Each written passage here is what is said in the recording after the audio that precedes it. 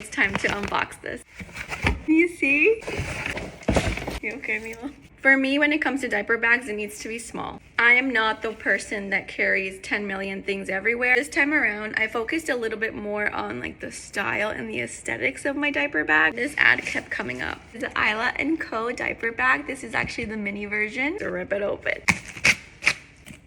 Here's the color of it. It's called Ivory, and you can compare it to the white dress. It's like an off-white, very creamy color with gold accessories all around. I'm gonna have to get up in a second so I could wear it. Oh my gosh, we're gonna go through the diaper backstage again. Okay, we got this. These expand, which is really good for water bottles and things like that. Front pocket is magnetic, and I'm noticing that they have numbers on them. You can see here it has a little 1 on it. Let's see what that's all about. Okay. First impression is that you can see everything that you're gonna put in here. Not gonna be any digging. There's numbers everywhere, so I can tell my husband, look in number 3, it's right there. Built-in wallet, which is gonna come in handy. This whole thing comes off to wash as well.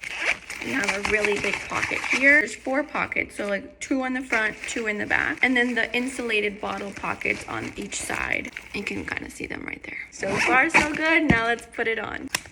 I'm gonna need some help getting it from the floor. Okay, so I can wear it as a purse like this, like over my arm, or I can put it over my shoulder, just like this. Look at this bump, you girls, it grows so fast. A messenger bag, I can do this too. That's cute. You think it'll work as a backpack? Let me try. Oh, yes, it will. And it's small. This is the mini version, which I love. It's very compact and stylish as well. Up next, we gotta fill this puppy up because baby girl's coming in less than 3 weeks.